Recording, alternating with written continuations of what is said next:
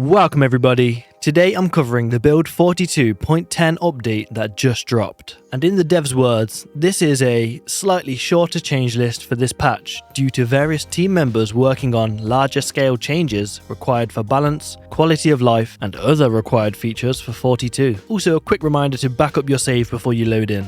Kicking it off with the new stuff. They made general improvements to the player map and added street names to the in-game map. So as you can see when you zoom in, almost every road in the game now has a name. Louisville is still not finished, but that's understandable. The place is absolutely massive. But the fact they've managed to do every other town is impressive. The street names are a combination of made up names and the actual real street names. And something cool is when you hover over a street, it will actually highlight it, which makes it a lot easier to find certain things. Or maybe in multiplayer, if you want to let your friend know exactly where you are, just tell them to head over to Diesel Street or Lime Street. It will also make my job as a lettings agent easier, as sometimes people struggle to find the property, but now I can tell them which highway they're off and the exact road they reside on. They added a new type of style layer to the in-game map called Image Pyramid. This is used to control the draw order and colour of image pyramids. Forests no longer fade out when zooming out on the in-game map. The fading out was done due to the slowness of drawing all the forest polygons. Now, the zoomed out forests are rendered using an image pyramid. When a needed image isn't loaded yet, a lower resolution one is rendered instead. So depending on how much time you spent on the in-game map, you may or may not notice that it looks a lot smoother when zooming in and out, with the forests staying there. Oh, actually, real quick while we're on the topic, let me know down below how many of you use this version of the map, because I don't think I've ever really seen many people using it, and I do really like it, although I do find it can be a little more confusing as the colour of the buildings actually helps with finding certain things. So maybe if you could overlay this map with the different coloured buildings on top of this, it'd be a perfect mixture. If for whatever reason you're not a fan of the street names, maybe you just don't need them, or you think it's too much clutter, well don't worry, as in options you can select show street names to turn them off. Another great thing is this subscribe button, and if you hit that, it would just be incredible honestly. And as you can see, they updated the fire and smoke visuals. Please note this is a visual change only and not a full system redesign, which remains planned for future builds. Now, I know the community can be quite split on moving away from the more pixelated designs, but I think this realistic fire looks so much better than the sprites they had before, as I really felt the fire was one thing that just didn't really fit in anymore. And this looks pretty realistic, but I do think it actually blends in well. Like that burning horde just looks so much better than it did before. So there'll definitely be some people out there who don't think this is a good change, but personally I think it really is. There is also one small change coming up in the patch notes about the fire, but I won't mention that until it comes up. But right now, see if you can notice it. I can see quite a few good examples. Anyway, they added gizmo controls for rotating and moving items during extended placement. Alright, let's give that a go. Much better. Feels like I'm in Blender. Yeah, that is nice. Now how do we change to the movement? Okay, you just hover over each one. That's pretty cool. Nice. They also added the ability for 90-minute days to be selected in the sandbox settings, which is now the default for Apocalypse. Existing saves will not have their day length modified. I've been seeing quite a lot of people switch into 2-hour days, but I feel like 1.5 hours is a nice happy medium. They added zombie sandbox option to enable or disable the Voronoi noise, randomization of distribution. The option to turn off the Voronoi noise cutoff is not meant to be a general opt-out. It's a tool destined to workshop mappers to keep distribution deterministic. Disabling it will also double the amount of zombies spawned. Adding barricades has been moved to the build menu. I'm not sure how I feel about this one, to be honest. I can see why they've done it, but it was nice being able to just right-click on the window and instantly barricade it up. Although I guess with it being at the very top, it's not too bad. It's just one click there, one click there. So it's not an awful change, and I'm sure I'll get used to it. And now doors must be closed before you can barricade. Metal bar barricades now accept steel bars. They added new sound effects for clapping and opening fridges. They removed the current sandbox setting for non-unique home VHS tapes, as the current implementation does not work as intended. They added fishing with spinning. Player has to reel the line from time to time in order to catch something. The reeling mechanic is still work in progress, however. I'm a big fan of that one, because I did used to do a lot of lure fishing during the winter, so it's cool that I can do that in game.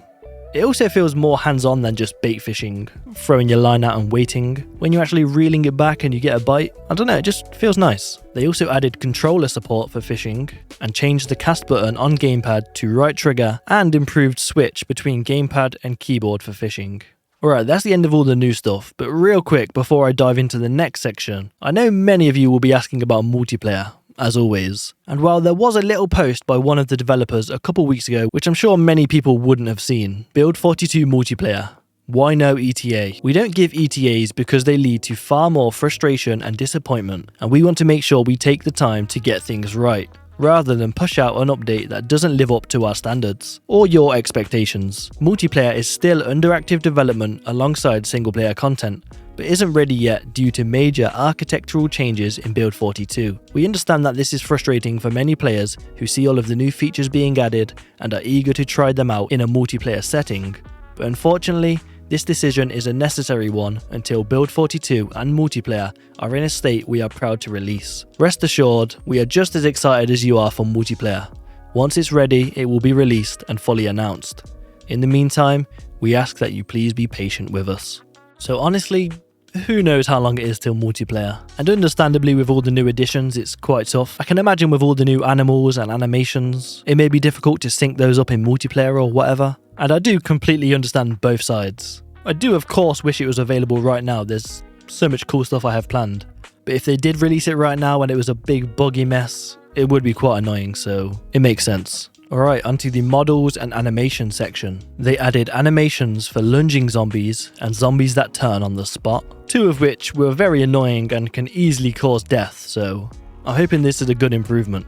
They also added animations for zombies staggering left and right.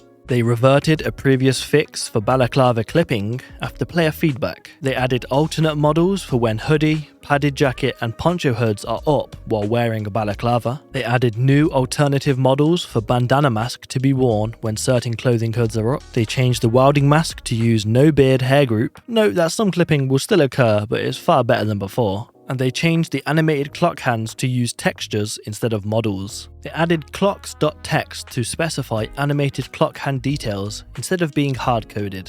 And that leads us on to the balance section, which helps to make sure you don't fall over. As mentioned before, the new default Apocalypse will have 90-minute days. They also adjusted the default Apocalypse sandbox loot settings from 0.4 to 0.6 for all individual loot settings. So that's a 50% increase, which I'm a little surprised with, as I've regularly played on Apocalypse and never found loot to be that scarce. But there must have been some complaints or other reasons for the change. They also changed the default Apocalypse sandbox settings for zombie hearing and sight from random to random between poor and normal. Now that's a pretty cool one, that you can change it to random between poor and normal if you're not the biggest fan of pinpoint eagle-eyed Zeds, but still want some variety. They added piercing bullets to the M14. Industrial dye can spawn in many more colours. Players can now sneak with heavily damaged feet, albeit much more slowly. And they fixed issues with the new zombie spawn map system that, for example,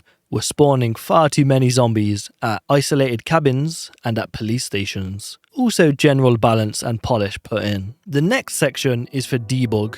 Now I'm not sure how many of you actually use debug on a regular basis. I use it a lot because I make videos, but outside of that I probably wouldn't really touch it, so I won't go too deep into this one. They added a street name editor to the F8 map editor, which is pretty cool I guess. Let's say I did a series where I took over Blue Sky Road, I could rename it to Orp Street, or preferably something more creative, but you get my point.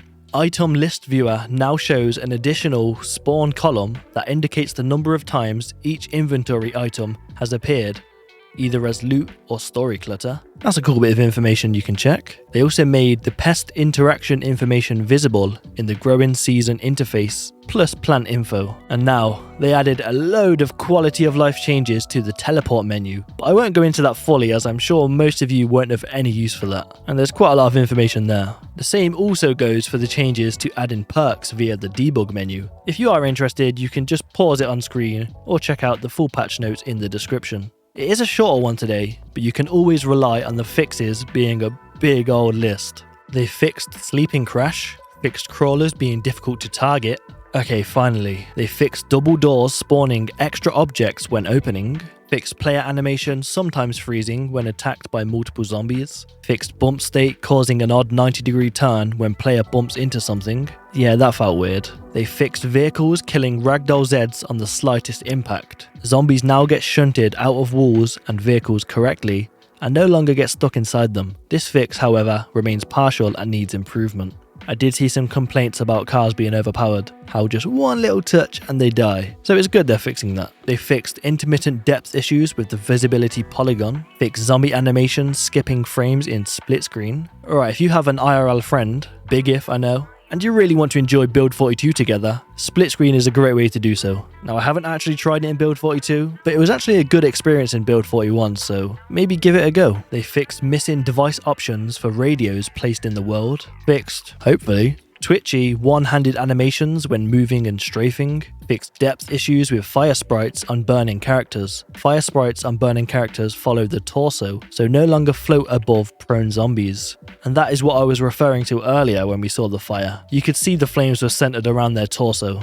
They fixed errors when players were clicking on objects in the world, adding fuel, removing propane tanks, killing rabbits, etc. They fixed not being able to scythe outside grass when there was a roof above it. The grass should not regrow when scythed inside or underneath the roof. They fixed being able to vault through walls when stairs were next to a wall. Fixed metal walls not requiring welding rods. Fixed save files possibly breaking when moved to a different computer. Fixed maps stored in containers closing instantly after opening. Maps are no longer returned to containers. Alright, well I hope they fixed that because, the bug aside, it's a nice feature. Fixed pistol aiming animation playing when it shouldn't. Fixed wrong distance calculation blocking recipes that use items from squares or tiles around the character.